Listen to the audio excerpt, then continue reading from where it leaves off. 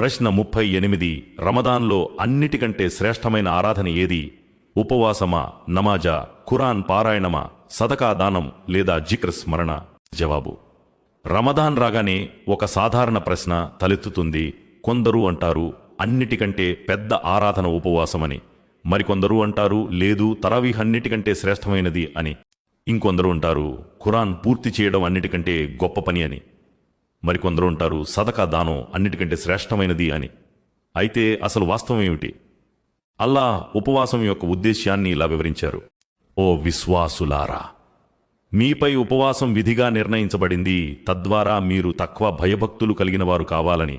అంటే రమదాన్ అసలు లక్ష్యం అల్లాహ్ ఆజ్ఞను పాటించే జీవితం. ఇక్కడ ఒక చాలా ముఖ్యమైన విషయాన్ని అర్థం చేసుకోండి.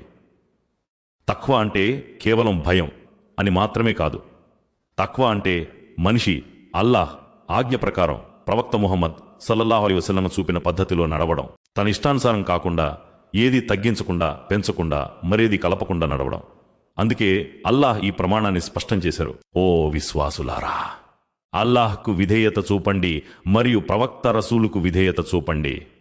మరియు ఇలా సెలవిచ్చారు: ఒకవేళ మీరు అల్లాహ్ను ప్రేమిస్తే నన్ను అనుసరించండి, అప్పుడు అల్లాహ్ మిమ్మల్ని ప్రేమిస్తాడు.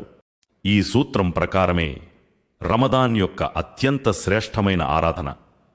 ఏదో ఒక్క పని మాత్రమే కాదు, బదులుగా మీరు అల్లాహ్ విధేయతలో పూర్తి రమదాన్ మాసాన్ని బలోపేతం చేయడం. ఉపవాసం, ఖియామ్ నమాజ్, ఖురాన్, సదకా దానం, జిక్ర్, ప్రవర్తన అఖ్లాక్, మరియు ఇదే ప్రవక్త ముహమ్మద్ సల్లల్లాహు అలైహి వసల్లం యొక్క సున్నత్. రమదాన్ యొక్క పూర్తి చిత్రం ఇలా ఉంది. ఖురాన్ హృదయాన్ని మృదువుగా చేస్తుంది. హృదయం మృదువైతే చెయ్యి తెరుచుకుంటుంది దానం చేయడానికి. చెయ్యి తెరిస్తే సదకా పెరుగుతుంది. సదకా పెరిగితే తఖ్వా బలపడుతుంది. మరియు తఖ్వా బలపడితే జీవితం ప్రవక్త సల్లల్లాహు అలైహి వసల్లం చూపిన విధేయత మార్గంలోకి వస్తుంది.